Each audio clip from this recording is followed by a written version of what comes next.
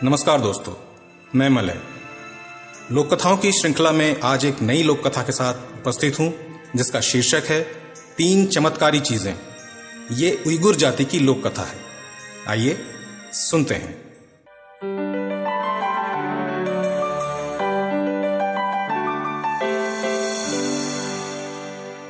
एक समय की बात है, एक महिला अपने 2 बेटों के साथ एक गांव में रहती थी।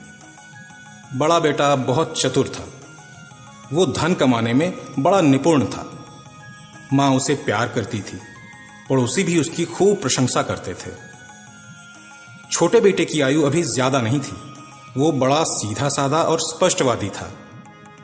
वो धन कमाने के बारे में कुछ भी नहीं जानता था। मां उसे निकम्मा समझती थी। बड़ा भाई उसकी हंसी उड़ाता था और गांव वाले उसे बेवकूफ कहते थे। एक दिन मां ने कुछ पराठे बनाए। उन्हें छोटे बेटे को देते हुए बोली, ये पराठे उठाओ और गांव से चलते बनो। जब कुछ पैसे कमा लोगे तब भी लौट कर आना। खाली हाथ इस घर में एक कदम न रखना।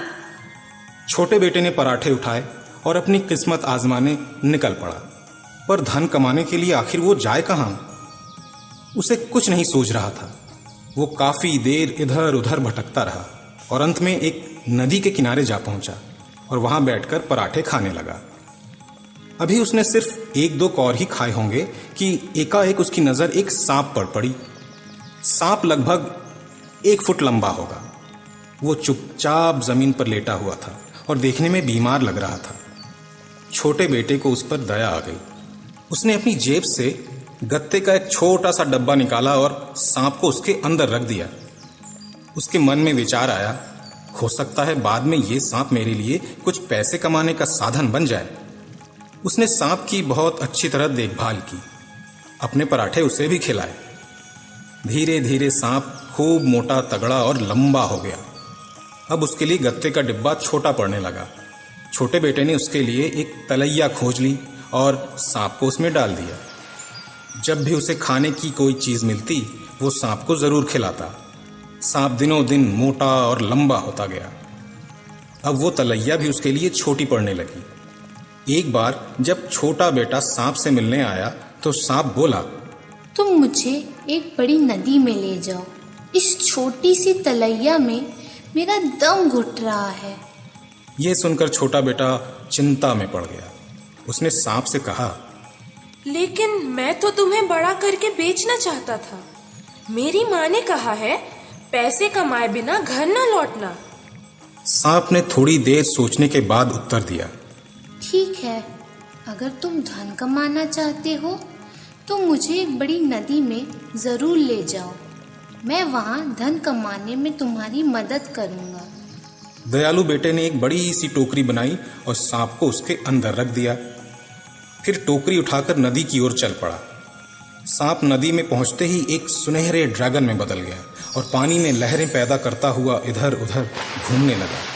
सुनहरा ड्रैगन तैरता हुआ छोटे बेटे के पास आया और उससे बोला, तुम मेरे सच्चे रक्षक हो।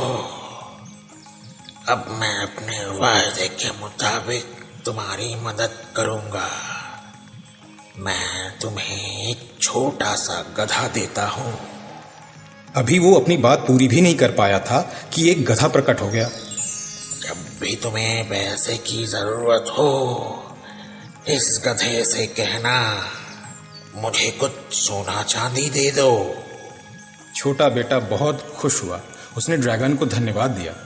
वो गधे को लेकर मुड़ने ही वाला था कि ड्रैगन ने कहा, मगर एक बात याद रखना, ये रहस्य किसी को मत बताना। छोटा बेटा अपने गधे के साथ घर की ओर चल पड़ा। चलते चलते रात हो गई। रात काटने के लिए वो एक छोटी सी सराय में जा पहुंचा।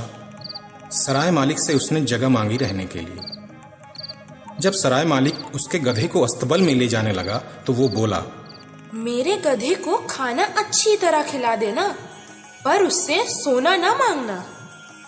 सोना न मांगने की बात सराय मालिक की समझ में साफ साफ नहीं आई।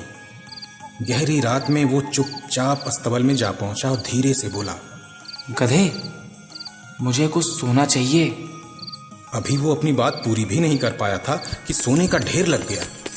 वो खुशी से फूला ना समाया। उसने छोटे बेटे के गधे की जगह अपना गधा रख दिया। दोनों गधों की शक्ल सूरत एक जैसी थी, इसलिए पता लगाना मुश्किल था कि छोटे बेटे का गधा कौन सा है। चमत्कारी गधे को सराय मालिक ने छिपा दिया। छोटा बेटा सुबह सवेरे ही जाग गया। सराय मालिक ने उसका खूब आदर सत्कार किया और अपना गधा देकर उसे शुभ यात्रा की कामना की। घर पहुंचते ही मां ने पूछा, आ गए, कितना पैसा कमा कर लाए हो? तो छोटे बेटे ने गर्व से जवाब दिया, माँ, मैं एक चमत्कारी गधा अपने साथ लाया हूँ। तुम खुद एक गधे हो और एक गधा कहाँ से लेकर आ गए? माँ, मैं तुम्हें इसका चमत्कार दिखाता हूँ। जब भी मांग करूँगा यह मुझे सोना चांदी दे देगा।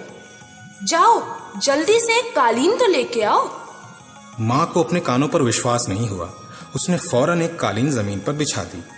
छोटे बेटे ने गधे को कालीन पर खड़ा करके उससे कहा, गधे, मुझे कुछ सोना चाहिए। गधा शून्य दृष्टि से उसकी ओर ताकता रहा। छोटे बेटे ने अपनी बात फिर दोहराई। इस बार भी उस पर कोई असर न पड़ा। ये देखकर वो बहुत परेशान हो गया। उसकी मां गुस्से से आग बबूला हो गई। वो बौखलाकर बोली, मैं बहुत देर से तुम्हारे इस पागलपन की हरकत को देख रही हूँ। छोटे बेटे ने उसे समझाने की बहुत कोशिश की। धीरज रखो माँ, मुझे पक्का विश्वास है कि यह कुछ देर बाद सोना चांदी जरूर देगा। लेकिन गधा रेंकने लगा। मां गुस्से से पागल हो गई। उसने छोटे बेटे की डंडे से पिटाई की और उसे गधे के साथ घर से बाहर निकाल दिया।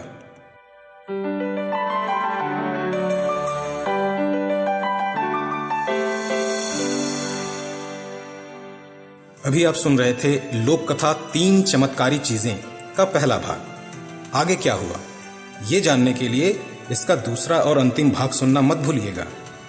इसमें कथावाचक और ड्रैगन की आवाज है मलय की यानी मेरी, छोटे बेटे की आवाज है श्रेया की, मां की आवाज है सोनिया की, सांप की आवाज है सृष्टि की, सराय मालिक की आवाज है पुष्पराज की। पार्श्व संगीत परिकल्पना, थंबनेल डिजाइन एवं एपिसोड संपादन शेखर। कुछ अनोखी और अनसुनी लोक कथाओं को सुनने के लिए बिंदास स्टोरीज को भी सब्सक्राइब करना नहीं भूलिएगा। पसंद आए तो लाइक और शेयर करिएगा ताकि ये ज्यादा से ज्यादा श्रोताओं तक पहुंच सके एवं वे इनका आनंद उठा सकें। इसे और अधिक बेहतर बनाने के लिए आप हमें अपने सुझाव भेज सकते हैं। हम फिर हाजिर होंगे, तब तक सुनते रहिए बिंदास स्टोरीज।